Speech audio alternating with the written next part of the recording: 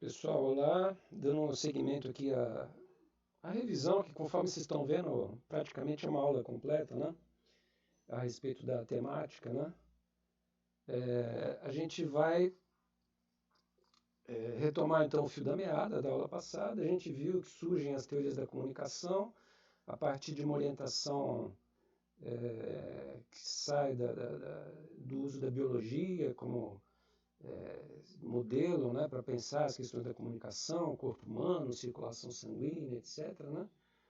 E a gente viu que, num certo momento, essas preocupações da comunicação também vão confluir, né, com uma preocupação histórica, que é do fenômeno da sociedade de massa e dos grandes centros urbanos, da indústria, industrialização, né, característicos da virada do século XIX para o século XX. Tá? Então a gente chega num ponto em que as teorias da comunicação elas vão sofrer uma revirada assim, naquilo que seria o princípio dela, o objetivo, o que ela se pretende fazer, né? E isso segundo uma dupla perspectiva. Sabedores de que a sociedade de massa convive com esse problema, de que as massas, as multidões, né, são um problema, quer dizer, existe uma potencialidade explosiva no fato de muita gente estar junta e de existir pobreza e problemas sociais, etc., né? Surge a perspectiva de que essas massas devem ser, de alguma maneira, controladas, né? E a teoria administrativa vai colocar justamente o papel da comunicação no sentido de dar instrumentos para jornalistas, publicitários, né, profissionais da comunicação, controlarem essas massas e servirem de norte, digamos assim, em vários aspectos, para que essas massas se comportem de uma maneira que a sociedade consiga funcionar organicamente, né, como um organismo em que todos os órgãos estão funcionais, as coisas estão funcionando direitinho. Né? Então esse seria o lugar, digamos assim, que a teoria da comunicação vai ocupar. E para isso, na verdade, surgem duas grandes questões, né? Por isso que eu falei em duas questões.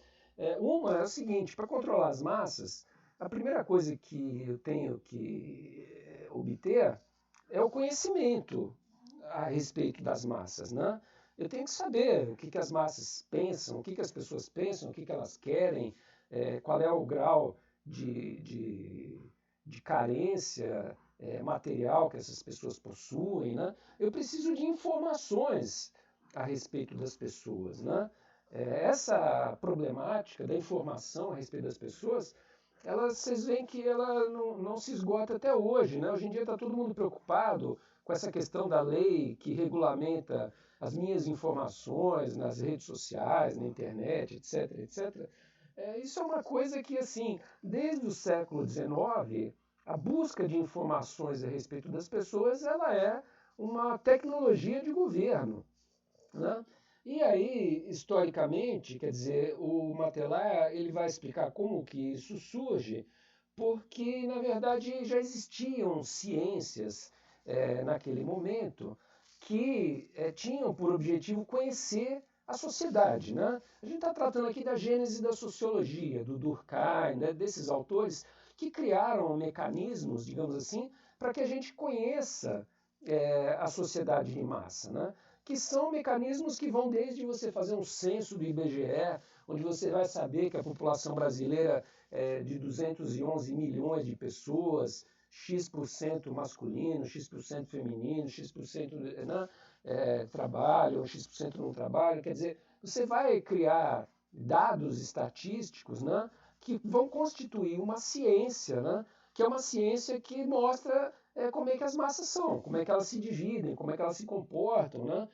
E essa ciência, historicamente, ela surge já no século XIX em torno de alguns instrumentos necessários para a sociedade comercial, capitalista, né? Que eram os instrumentos do cálculo de risco de seguros. Né? Quando você vai fazer, por exemplo, vai calcular quanto que as pessoas têm que pagar para a Previdência Social, para depois elas terem direito a uma aposentadoria, né? Tudo isso é um cálculo matemático cuja origem remonta ao século XIX, né? Se você tem tantas pessoas que trabalham numa sociedade, você tem tantas pessoas que se aposentaram naquela sociedade, as pessoas que trabalham precisam colaborar com X% do seu salário para sustentar aquelas Y pessoas que não trabalham mais. E isso vai se manter até a idade de X anos, que é a média de idade na qual as pessoas morrem. Né? Então, quer dizer, é uma série de cálculos matemáticos muito rigorosos, né? Que estabelecem os padrões para o cálculo de taxa de risco de todo o setor de seguro social, desde aposentadoria até seguro de carro, seguro de incêndio de casa, toda a sociedade de seguro da sociedade moderna, de massa, ela é baseada em cálculos matemáticos que partem do conhecimento que se tem das pessoas. Então, a sociedade de risco tem que saber com que idade as pessoas morrem. Ela tem que saber quantos anos a pessoa aposenta, tem que saber quanto tempo a pessoa contribui, tem que saber todas essas informações, né? Que hoje em dia as pessoas falam, estão roubando minha informação, estão tendo acesso a elas, mas no fundo sempre tiveram acesso a essa informação. Só que as metodologias de acesso à informação, em vez de ser o acesso via importar meus dados da internet, do Wikileaks, sei lá de onde, eram tecnologias de cunho censitário, como é os coisas de IBGE, bater de porta em porta na casa das pessoas a cada 10 anos, ou pesquisa de rua. Então, uma série de tecnologias de conhecimento da sociedade que vão, então, alimentar uma parte das teorias da comunicação. Quer dizer, a gente tem que conhecer qual é a sociedade com a qual a gente dialoga. Quando você vai fazer um jornal, você tem que saber para quem você está escrevendo esse jornal. Qual é a linguagem que eu tenho que utilizar para essas pessoas? Então você tem que conhecer as pessoas. Não tem jeito, faz parte dessa tecnologia de administração das massas, né? Você tem informações a respeito das pessoas. Por isso surgem institutos de pesquisa, etc., que vão cumprir mais ou menos esse papel. Tá? Do ponto de vista histórico, o Matelar cita, né, um matemático belga chamado Adolphe Quéletet, que vai fundar por volta de 1835 essa disciplina, digamos assim, que ele vai chamar de física social, ou seja, de uma série de instrumentos para conhecer a sociedade como se a sociedade fosse um fenômeno físico, né? Quer dizer, quantas pessoas tem, quantas morrem, quantas isso, quanto aquilo, né? E vai tentar definir a partir do levantamento desses dados o que seria o homem médio, digamos assim. Qual que é o comportamento que se espera que medianamente uma pessoa tenha na sociedade, né? E isso, evidentemente, é uma tecnologia que vai fornecer para os gestores da sociedade em massa um retrato, né? Claro que de caricatura, mas é um retrato com o qual as gestões públicas vão trabalhar. Né? O cidadão do meu país é um cidadão assim, assim, assado. Né? Quer dizer, é uma espécie de construção artificial do que seria a identidade de um povo, do que seria a identidade de pessoas de certa faixa etária, de certo gênero. Quer dizer, existe uma pintura, né, abstrata, teórica, que a sociologia tenta construir a respeito do que é a sociedade, de como são os homens, como eles agem, como eles se comportam, etc. Né? Sendo que não se trata, evidentemente, de uma ciência exata, quer dizer, é uma ciência empírica, no sentido de que ela tem que ir no mundo e tem que perguntar para as pessoas como as pessoas são. Tem que reunir dados a respeito das pessoas de alguma maneira, por intermédio de questionário, por intermédio de levantamentos oficiais e tal, né? E cada país vai ter seus instrumentos de controle, né? Mais ou menos frouxos. Aqui no Brasil, particularmente, os instrumentos são extremamente frouxos, né? Mas em países como a Alemanha, por exemplo, quando você muda para uma certa casa, você tem que ir na prefeitura e você tem que dizer que eu estou morando em tal lugar, né? Então as pessoas lá, elas são encontráveis, né? Não existe o que tem no Brasil, por exemplo, que são milhares de pessoas condenadas por crime e que ninguém encontra, ninguém sabe onde está. Quer dizer, na Alemanha todo mundo sabe onde está todo mundo. Quer dizer, é uma sociedade extremamente controlada do ponto de vista do controle da coletividade, né? Coisa que aqui é mais frouxa, quer dizer. Mas cada sociedade vai ter seu parâmetro, digamos assim, de até que ponto a gente vai ter esse controle sobre os dados do sujeito, das pessoas, etc. E isso vai se tornar uma ciência. qual que era a grande justificativa moral até de que essa ciência existisse, de que eu abrisse mão da minha privacidade e eu tivesse que dizer para a prefeitura onde que eu morava, né? Eram justamente o que se chamou na época das tabelas de criminalidade. Quer dizer, a sociedade de massa ela vem acompanhada de um fenômeno de aumento violento de criminalidade, porque justamente diluídas nesse anonimato da situação de massa, surgem os espaços para o exercício da criminalidade de maneira mais ampla, né?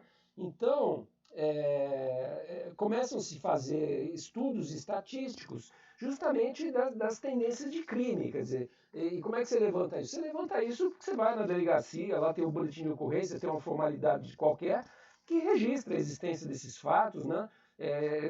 Do jeito que vocês conhecem ainda hoje, quer dizer, até hoje a gente tem esse tipo de levantamento, tantas pessoas foram mortas, a polícia matou não sei quantos, né? Tantas pessoas foram vítimas de assassinato, tantas pessoas foram roubadas com mão armada.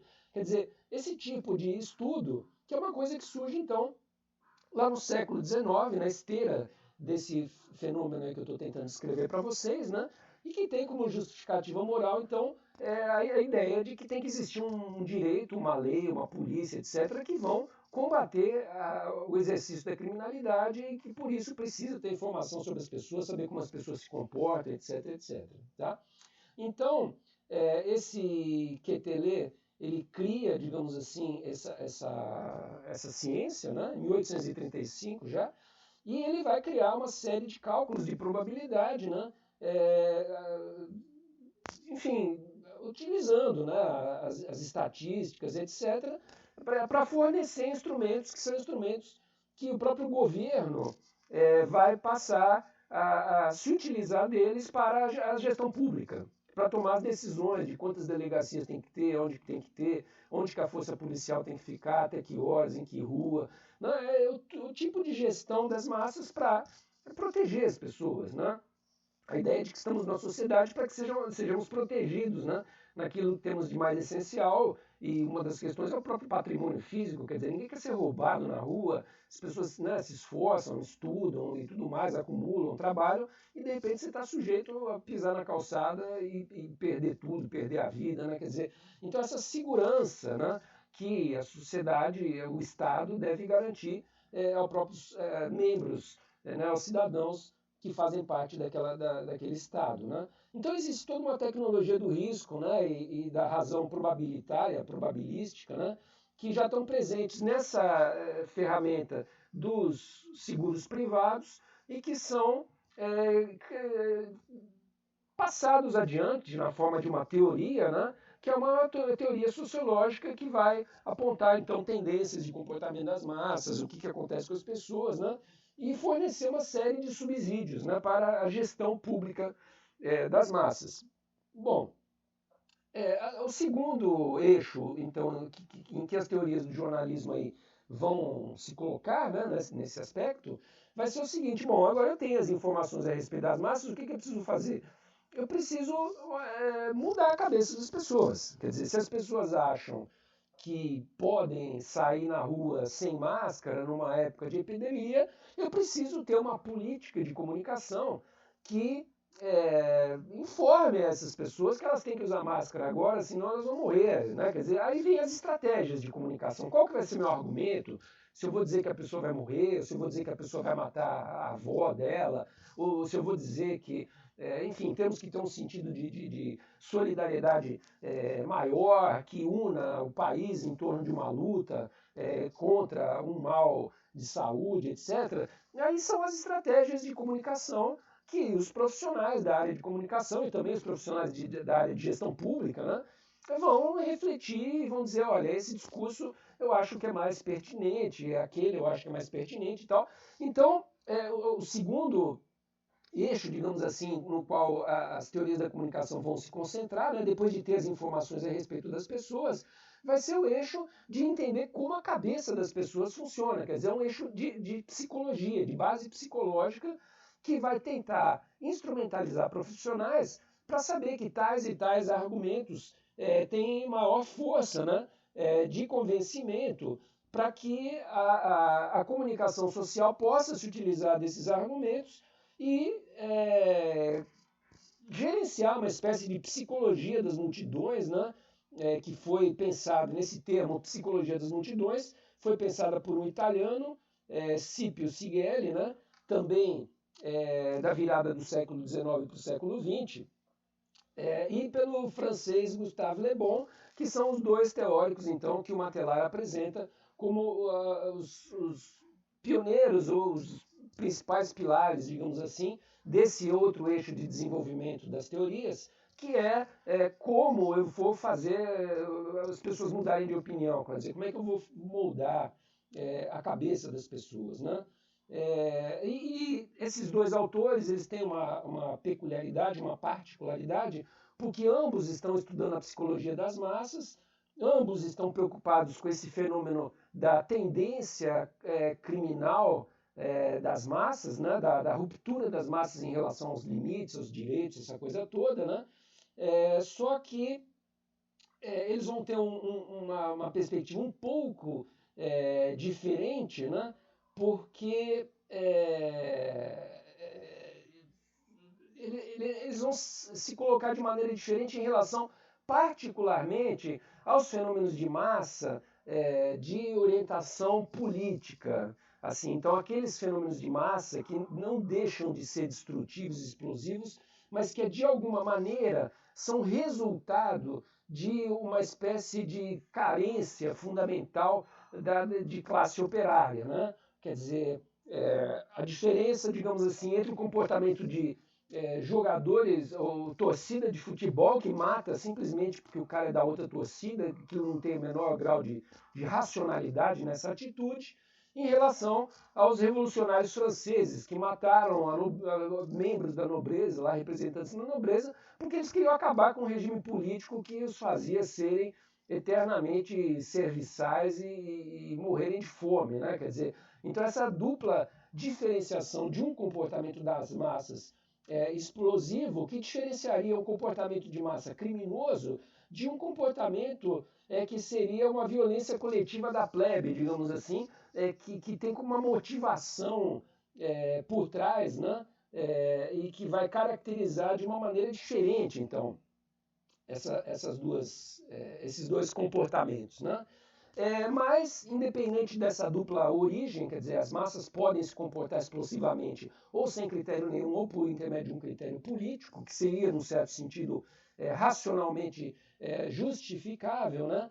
Quer dizer, independente disso, as teorias vão perceber que essas massas, no fundo, elas são bastante suscetíveis, seja a suscetibilidade a acatar um comando irracional, do gênero vamos destruir aqueles caras porque eles são de outro time, ou racional, quer dizer, vamos nos organizar aqui para destruir o burguês porque ele está acabando com a nossa classe social, né? Operária. Então, essa divergência, digamos assim, não vai eliminar o fato comum desses dois comportamentos. Diz que as massas são muito suscetíveis a uma sugestão. E nesse sentido, quer dizer, esse Siegel, né, o italiano, ele vai dizer que os órgãos de imprensa eles vão desempenhar esse papel sugestivo. Quer dizer, eles vão incendiar as massas muitas vezes, né? Independente de entrar no mérito se essa explosão é uma explosão irracional, uma explosão racional, né? A gente já viu isso aqui na disciplina de História do Jornalismo, quando a gente viu o papel da imprensa para revolucionar as massas contra o regime do Dom Pedro II, o regime monárquico, né? Para que fosse tanto estabelecida um regime não monárquico, mais um regime republicano, né? Quanto também que fosse abolida a escravidão no Brasil. Quer dizer, eram causas justas, e que as massas foram potencializadas em termos de tomar comportamentos contrários ao regime político vigente para substituí-lo em prol de outros regimes, outros modelos legais e tudo mais, né? Quer dizer, então esse papel, digamos assim, de moldar as massas, de engajar as massas num projeto político ou não, né, seria um papel, digamos assim, do jornalismo. Quer dizer, E que nesse momento, em função desse comportamento das massas, sem em geral incontrolável, não se tem controle disso, né? Quer dizer, toda a ebulição que houve na época da abolição resultou realmente na abolição, então mas podia ter resultado em outra coisa, né? Quer dizer, ninguém tem controle do processo histórico, né? Aonde que as revoltas vão levar, né? Você derruba o presidente da República Dilma lá por causa de certos motivos e assume o Temer, quer dizer, você não tem a menor garantia de que alguma coisa que as massas consigam realizar em termos de revolta, de transformação, de que aquilo vá num caminho interessante, né? O caminho pode ser péssimo, né? E bom exemplo disso é a própria Revolução Francesa, que por mais que tivesse inicialmente orientada por perspectivas como o direito do homem e tudo mais, acabou explodindo numa revolução sanguinária, né? Com grupos se matando lá, se acusando, né, de traição, aquela coisa toda. Então é um pouco essa ideia, né? De que o jornalista é o cara que bota essa lenha na fogueira, quer dizer, um agitador e tudo mais, né? Outra coisa importante que vai diferenciar esses dois autores que assim, que o Siegel, né, ele tem um pouco a perspectiva, né, de que tanto essa, quer dizer, a explosão política, ela tem um sentido mais positivo do que a explosão simplesmente de sair quebrando prateleira o vitrine de banco, né? As coisas mais irracionais, né? Ele fazia um pouco essa diferenciação. Já o Le Bon, ele condena ambas situações, quer dizer, ele tem uma perspectiva contrária também às ideologias como o marxismo ou o anarquismo, né, essas ideologias igualitárias, né, ele condena todas as formas, então, de lógica coletiva que ele interpreta como um retrocesso da evolução da sociedade humana. Quer dizer, esse Le Bon ele era mais positivista, ele achava que a sociedade naturalmente ela ia melhorando, né, um pouco aquela perspectiva que a gente já viu lá do Spencer, né, do Comte, né? Então, um pouco esse pensamento positivista, né, que o Le Bon está mais envolvido com ele, e o Siegel ele já tem uma perspectiva um pouco mais crítica, né, de que poderia incorporar alguns fenômenos de massa, por exemplo, ainda como movimentações positivas, né, quando aquilo fosse no sentido de criar movimentações interessantes para mudar o mundo, para a transformação do mundo, né? Ainda só para finalizar o tema, eu falei um pouco para vocês na aula passada, muito superficialmente, a respeito da visão do Simmel, né, que era um sociólogo também, mas era um sociólogo que trabalhava um pouco a ideia de que esse conceito de massa não era exatamente um conceito muito apropriado, porque deixava de lado, né, algumas particularidades dos sujeitos, essa coisa toda, né? E tem um autor importante que o Matelar vai citar no fechamento desse capítulo, que é o Tardi, que é um cara que vai orientar uma linha de pesquisa antropológica que justamente tenta resgatar a ideia de que tem que haver um outro conceito, diferente do conceito de massa, né? Para que a gente consiga fazer trabalhos sociológicos mais interessantes, né? Então ele vai trabalhar o conceito de públicos, né? E esse conceito de públicos, ao contrário das massas, quer dizer, seria a ideia de que é você reunir um grupo de pessoas dentro de uma configuração abstrata, que ele vai chamar de públicos, né, por alguma razão, que não é simplesmente o fato delas estarem juntas no mesmo campo de futebol, né? Quer dizer, um público seria um público de um jornal, um público de uma certa classe social, um público de uma certa obra literária. Quer dizer, os públicos são pessoas que estão reunidas num certo grupo abstrato ali por algum motivo um pouco mais concreto, né, do que o simples fato de serem pessoas que fazem parte de uma cidade, que fazem parte de um país e tal, né? Então, ao contrário das massas, quer dizer, do público você consegue extrair alguma informação qualitativa um pouco mais relevante, no sentido de dizer que os leitores daquele veículo, né, eles simpatizam com determinada causa, ou eles têm a tendência a pensar de determinada maneira, né? Quer dizer, é uma coisa que vai caminhar no sentido, né, do que a gente vai ver daqui a pouco em outras teorias, de uma segmentação dos públicos para você conseguir entender melhor essa informação a respeito da sociedade, né? Você não pode pegar a sociedade brasileira como um todo e achar que você vai entender todo mundo do mesmo jeito e numa coisa só, né? Numa cumbuca só, né?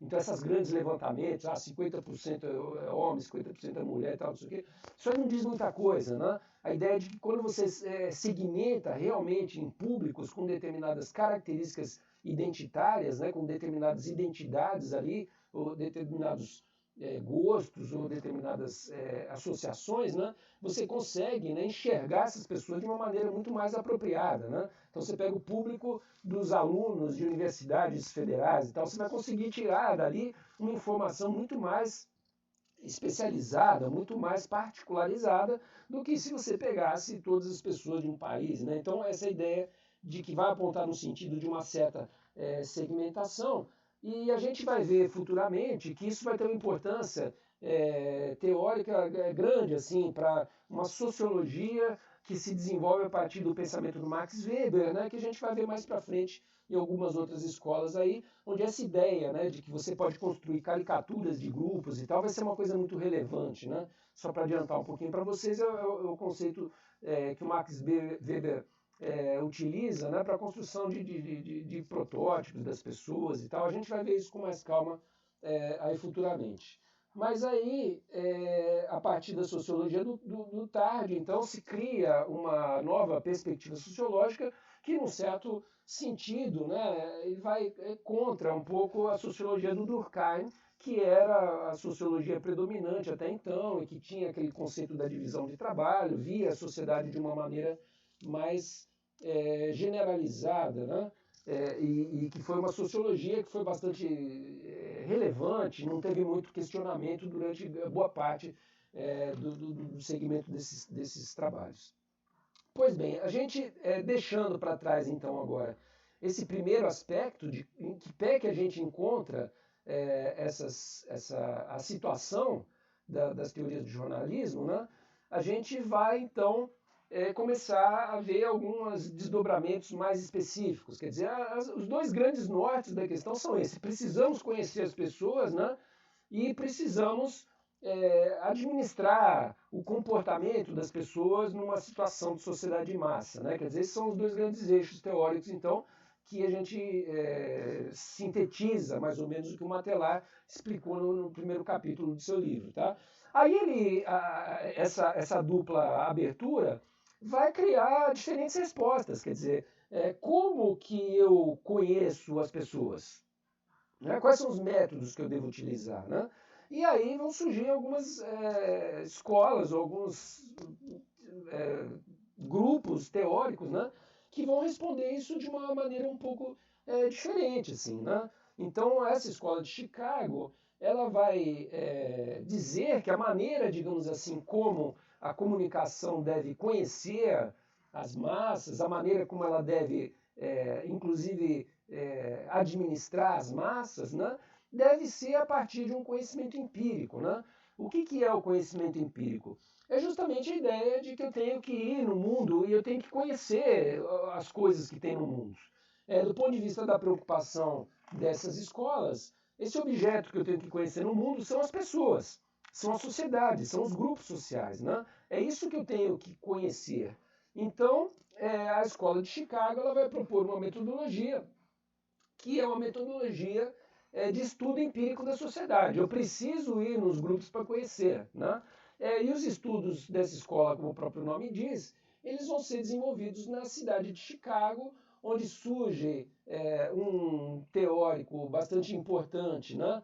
Já a partir da década de 1910, né? Surge essa escola de exercício de uma ciência social com base empíricas, que é a escola de Chicago, e um dos seus expoentes, né, vai ser o Park, né, que ele é um jornalista. Ele é um cara que ele se propõe a estudar de maneira empírica a sociedade, fazendo relatos jornalísticos de como a sociedade é. De qual sociedade? De Chicago dos anos 10 aos anos 30, 40, né? Quer dizer, esse período aí em que a escola tem o seu desenvolvimento. Né? Então, ele faz justamente um doutorado, né, em Heidelberg sobre o conceito de massa e público, quer dizer, ele vai se apropriar dessa distinção, né, de que existem públicos diferentes que devem ser observados por intermédio desses fenômenos empíricos, quer dizer, a gente precisa ir num lugar para enxergar, e essa escola vai eleger a cidade de Chicago como o seu lugar, digamos assim, laboratório de investigação, né? Porque está acontecendo um fenômeno de comunicação lá bastante particular e interessante, que é a migração de colônias italianas, de imigrantes italianos, que vão para Chicago atrás de oportunidades de um mundo melhor, né? A Europa está numa grande crise, né? Viveu a Primeira Guerra Mundial, os países estão com problemas lá para se recuperar dos estragos e tudo mais. A pobreza é muito violenta e surgem movimentos migratórios, né? Nesses períodos aí, que são movimentos de gente que está indo para a América para colonizar a América, para ajudar a aumentar a população daquele país, acreditando naquele sonho americano do desenvolvimento pleno, da democracia, aqueles valores todos da cultura e do valor americano, que levam, então, grandes grupos de italianos a se mudarem para lá, e é uma região onde se desenvolve uma indústria metalúrgica, automobilística importante, tal. Então tem muito emprego, tem muito lugar para as pessoas ali, né? E surgem então essas grandes comunidades de italianos que trabalham na fábrica e que são um fenômeno interessante de estudo, porque a maior parte dessas pessoas não falam uma palavra de inglês, né? Quer dizer, eram gente pobre, gente que mudou para lá para se operarem na fábrica, peão de fábrica e tal. Não tinha cultura nenhuma, chega lá e criam-se, então, comunidades em que a língua franca, a língua falada, é um inglês misturado com um italiano muito carregado e tal, que é uma língua quase que outra, né? E que passa a ser o laboratório, então, onde a escola de Chicago vai realizar seus estudos, né? Então, eles, por exemplo, eles percebem que tem jornais que atingem essa comunidade, tem jornais ingleses, tem comunicados oficiais do governo americano e tal, e por outro lado tem jornais feitos à mão, de qualquer jeito, italiano, né, que também circulam lá, né?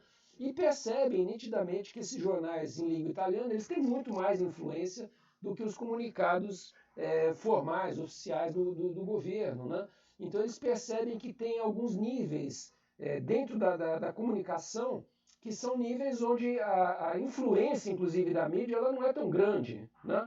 A influência do que eles vão chamar depois de grupo primário, que é um grupo que, mesmo que seja nos Estados Unidos, é um grupo que, do ponto de vista primário, é um grupo de italianos, de gente que fala aquele idioma, que se comporta de um certo jeito, migrantes italianos formam um grupo, né? Então que esse grupo primário vai ter muito mais importância do ponto de vista da formação e da capacidade de convencimento daquelas massas do que o próprio comunicado oficial da mídia, do jornalismo chapa branca, digamos assim, daquele jornalismo áulico, ou mesmo de um jornalismo crítico de língua inglesa, né? Não conseguiria fazer. Então, o tipo de resultado a que os estudos da Escola de Chicago vai chegar é esse tipo, né? Entender qual é o jornal que teve maior influência, quais são os elementos que definem uma comunidade, né? Então eles vão dizer que você tem três elementos básicos, né, que definem uma comunidade, né? Que seria uma população, então você tem um grupo de pessoas, né, que está organizada num território, né? Que então seria os próprios Estados Unidos, lá o Chicago, o lugar onde eles têm a colônia deles, né? E que em maior ou menor força, assim, né? Tem uma relação mútua de caráter simbiótico, né? Que é o fato deles serem imigrantes, que aquilo tem uma força muito grande de união dessa comunidade, né? E isso cria, então, o que eles chamariam de uma ecologia biológica, né? Que é o termo que o Park vai utilizar, né, também a partir da influência dessas teorias biológicas que a gente viu anteriormente, né, e onde existe dentro dessa divisão biológica de sujeitos humanos vivos, dentro desse lugar, né, uma luta, que é uma luta por espaço, uma luta por propriedade, uma luta por bens, né, que rege, então, essas relações individuais. Quer dizer, isso seria num nível bem básico, digamos assim, do comportamento das massas. É isso que acontece. Pessoas dentro do meio ambiente lutando pela sobrevivência e pelas melhores condições de vida. E aí, dentro desse sentido, quer dizer, a divisão de trabalho, essas coisas todas de como funciona a sociedade, seriam as bases desse comportamento, né, subsocial, digamos assim, né, que liga essas estruturas vivas e tal num caudal, num lugar, né, onde essa comunidade orgânica aí, como população, está distribuída e tem seu modo de funcionamento e tal. Em relação a esse nível biótico, que é o nível primário, haveria um segundo nível, né, que é superestrutural, ou seja, uma superestrutura em cima dessa mesma ordem aí, né, que se impõe como um instrumento, então, justamente de direção e controle, que é aonde vai entrar o nível social, cultural, é onde entra a imprensa, é onde entra a comunicação, quer dizer, sob esse pano de fundo objetivo e prático das pessoas tentando sobreviver, tentando se dar melhor, etc., existe um nível social ou cultural que se sobrepõe a ele, né, e vai trazer valores de ordem moral, do comportamento, vai regulamentar funcionamentos e como a própria sociedade, né, num certo sentido, vai estabelecer costumes, crenças, né, ou até utensílios de uso tecnológicos e tal, que vão, então, alimentar a mobilidade dessa espécie de ecologia humana, né, como ele chamava. Tá? Enfim, esse nível mais simbiótico de união das pessoas, né? O Park chamava de grupo primário, né? Que justamente é um conceito que se contrapõe à ideia das grandes massas, né? Um grupo primário é um grupo que tem uma identidade. Eles são italianos, migrantes que vieram em tal lugar e moram em Chicago. Né? Isso é mais forte do que o fato de que eles fazem parte dos 100 milhões de americanos. Né? Então, isso é uma maneira de enxergar a sociedade que é uma maneira mais precisa. Né? Aí essa pretensão dessa tecnologia empírica de dizer melhor o que são as sociedades. Né? E que a comunicação se encontra nesse segundo nível, né, superestrutural, e que teria o papel justamente de direcionamento das massas. Tá? Sendo que dentro desse jogo desses grupos, quer dizer, existem homogeneidades do grupo, quer dizer, existem coisas em que esse grupo se solidariza, mas tem também diversidade no grupo, quer dizer, Chicago não é composta só pelo grupo de italianos, tem uma população muito maior, quer dizer, é um jogo de identidade e diversidade que permite a gente tomar conhecimento de como é que é a população de Chicago a partir dos grupos em que ela é subdividida e tudo mais, né? Pois bem, dentro desse aspecto, né, da homogeneidade e da diversidade, quer dizer, vão existir papéis, né, que a mídia vai ter que tomar, né, no sentido da construção de identidades. Né? Quer dizer, a própria mídia ela vai ter um papel no sentido de que esses grupos se enxerguem como grupos que têm aspectos de homogeneidade e têm aspectos de diversidade também, e, num certo sentido, essa diversidade e homogeneidade elas têm que encontrar alguma ordem de equilíbrio, né? Para que isso funcione de uma maneira, digamos assim, mais orgânica e realmente evite ao máximo, né, problemas e dificuldades para que esse grupo aí funcione de uma maneira efetiva, né, que todo mundo caminhe, digamos assim, para um melhor resultado, né, apesar de alguns interesses e de alguns momentos de divergência, digamos assim, né? Então, um pouco a ideia ainda, que é bem característica das teorias administrativas, de que essa coisa de burguesia, proletariado e tal, tem um jeito da gente equilibrar isso aí, entendeu? Não precisa romper radicalmente com os modos de produção da sociedade capitalista e tal, que existe uma maneira de absorver essas tensões, né? E a comunicação ela vai ter um papel muito importante nesse sentido, porque justamente ela pode ser o estopim de uma explosão, ou ela pode ser também um comportamento de deixar para lá, né, de vamos tentar melhorar as coisas e tal, e nitidamente a teoria administrativa vai se colocar nessa segunda perspectiva. Tá?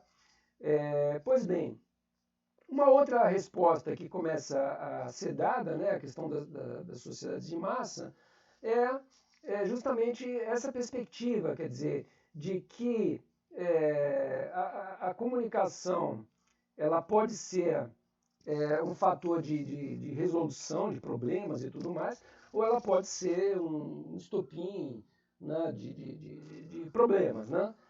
E uma das teorias, então, que nesse sentido é bastante exemplar, né, é o funcionalismo, que se enquadra dentro dessas teorias empíricas. Né? A metodologia deles também é pesquisa de campo, é ir para a rua, conhecer as pessoas e tudo mais, só que não no sentido do parque, né, de você fazer uma reportagem sobre italianos de Chicago, em tal lugar, trabalhando na indústria, né, muito mais num aspecto mais daquela sociologia do Durkheim que a gente viu inicialmente, de tentar entender, né, a sociedade como um grande organismo em funcionamento, né, e aí dentro desse funcionamento, quer dizer, a comunicação social ela tem um papel, ela tem um lugar dentro desse organismo para que ele funcione direito, ou seja, ela tem uma função. Tá? Ele vai entender a comunicação, o direito, as leis, a polícia e tal, como órgãos independentes da sociedade e cada um com uma função. A função do coração é bombear sangue, do pulmão é oxigenar e tal. E a comunicação, então, ela vai ter uma função, a polícia vai ter uma função, né? Os grupos sociais vão ter uma função, quer dizer, cada órgão desse tem uma função, tá? E dentro dessa perspectiva, quer dizer, as funções elas podem se pautar por um comportamento que a gente poderia chamar de maneira abstrata como um comportamento positivo, né? E aí a gente está falando daquilo que essas teorias funcionalistas vão chamar de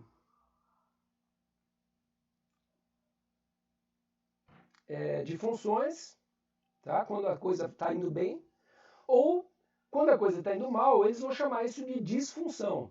Quer dizer, um órgão ele pode bombear direito o sangue e a coisa está indo bem, então ele está desempenhando sua função, ou ele pode começar a ter taquicardia, né, falhar de alguma maneira, ele começa a ter uma disfunção. Né? Ele começa a atrapalhar a sobrevivência do corpo, começa a mandar pouco sangue para os outros órgãos e a coisa toda vai desgringolar. E dentro dessa perspectiva, quer dizer, as disfunções são os momentos que a gente tem que tomar um certo cuidado, né? Porque são os momentos que a imprensa, por exemplo, pode fazer uma sociedade explodir, as pessoas irem para a rua se manifestar e acontecer uma série de coisas, né? Então tem que tomar muito cuidado com as disfunções, né? E as disfunções elas podem ser latentes, ou seja, existe o perigo iminente da mídia desencadear um conflito, ou manifestas quando efetivamente ela veicula informações, né? E essas informações geram transtornos na sociedade. Tá? Então, você vai noticiar a respeito da Covid, você pode noticiar isso de uma maneira que cause pânico nas pessoas, as pessoas comecem a agir de maneira irracional, desesperada, salve-se quem puder, etc. Né? Isso seria uma manifestação de uma disfunção da mídia. Né? Então, as transmissões jornalísticas, informativas, culturais de entretenimento, tudo isso pode, né, desencadear uma disfunção que seria um modo de funcionamento negativo. Né? O maior autor desse campo de pesquisa vai ser o Lasswell, né, que vai, enfim, pensar muito nessa linha funcionalista, né, de como que essas coisas são articuladas, né? E uma das maneiras principais como isso vai ser sistematizado, digamos assim, né, é a tentativa de criar um modelo. Né? A gente já viu lá desde a primeira disciplina, provavelmente expliquei para vocês a diferença entre conceitos e modelos, né? Mas basicamente é porque conceito tem uma forma escrita, discursiva, né? E o modelo tem uma forma gráfica. Né? E o modelo do Lasswell, quer dizer, vai ser um modelo, então, uma teoria de forma gráfica, né? que vai tentar ampliar estudos empíricos a partir da constatação de que, por exemplo, a respeito de um certo tema, de uma certa matéria, né, sobre o coronavírus, quem foi o emissor? Então foi o William Bonner, foi a Globo. Diz o quê? Disse que o número de mortos já chegou a 117 mil, através de que canal da televisão, e qual foi o efeito disso no público? Quer dizer, as pessoas entenderam com isso que o governo está sendo omisso em relação ao controle da epidemia, ou está sendo, enfim, eficaz, né? Quer dizer, essa ideia, né, de que existe essa função, né, de comunicação, e que quando um ato de comunicação ocorre, a gente é capaz de estudar esse ato de comunicação sobre os públicos, né? O que aconteceu, né? E aí, nesse sentido, né, quer dizer, esses autores vão ser bastante influentes, né? Uma série de teorias aí que, a partir da aula que vem, eu vou mostrar isso de maneira mais sistemática, qual foi a ordem de evolução dessas teorias, porque isso está mais claro no Mauro Wolff do que no Matelar, né? Mas alguns desdobramentos importantes que o Matelar já adianta dessas teorias, né, que são teorias que vão ter essa abordagem empírica, então elas vão ver como a campanha noticiária da Record realmente influenciou as pessoas, da Igreja Universal e tudo mais. Ela vai ter essa abordagem empírica, e a partir daí, quer dizer, vai ficar cada vez mais clara a ideia de que existem grupos, né, de pessoas, e esses grupos têm líderes primários, que são pessoas que têm poder de influência mais sólida em relação aos grupos, né? Esses digital influencers do momento contemporâneo são exemplos clássicos disso, mas que nessas teorias do Lasso então, já estava claro isso, já que tem pessoas que têm essa capacidade, mesmo onde a comunicação digital não existe, existiam pessoas que todo mundo dava bola, ou sei lá, o padre do bairro, ou o delegado, ou né, quem quer que fosse, um cara que ia para a praça todo dia e no final da tarde fazia um discurso político, né? Sempre houve essa figura do líder de opinião, né? E sempre houve também a figura de uma voz dissidente, quer dizer, por mais ampla que seja qualquer análise dessas, né? O máximo que a gente vai chegar é alguma coisa também de caráter percentual, alguma coisa de caráter estatístico, né? Que vai dizer que talvez 80% das pessoas concordem, e tal, mas tem 20% que não concordam, que não acham isso, que vão em outro sentido. Né? Quer dizer, essas dificuldades com as quais essas teorias vão ter que começar a lidar por causa desse modo de funcionamento que eles desenvolvem. Tá? Os primeiros estudos do Lasso são estudos a respeito de eleição, que acaba sendo um tema muito interessante para você fazer estudos, né, de comportamento de massa, e são épocas, né, os períodos eleitorais, em que as pessoas colocam ideias antagônicas, colocam uma proposta de um partido ambientalista contra um partido que quer destruição da mata amazônica, né? Esses temas eles vêm à tona e ganham alguma importância, né? E também, quer dizer, outro tema que foi sempre muito relevante foi a questão das guerras, né? Quer dizer, a gente está tratando de um período onde ocorrem duas grandes guerras mundiais, né? Então esse estudo também da comunicação e do funcionamento, né? Da persuasão, etc., para que as pessoas se engajem num projeto como o nazismo, o fascismo, etc., também foi outro assunto, né, que essas teorias sempre se debruçaram de uma maneira bastante importante. Né? A questão da política de reconstrução do Roosevelt, né, no New Deal e tal, sempre são motivos assim que foram bastante privilegiados. Tá? E essa abordagem de quem diz o que, por que, qual, tal, foi sempre muito utilizado para estudo da mídia. Né? Isso também é uma coisa muito clara. Quer dizer, a mídia em si ela começa a ser um objeto do estudo teórico dessas teorias aí do jornalismo. Tá?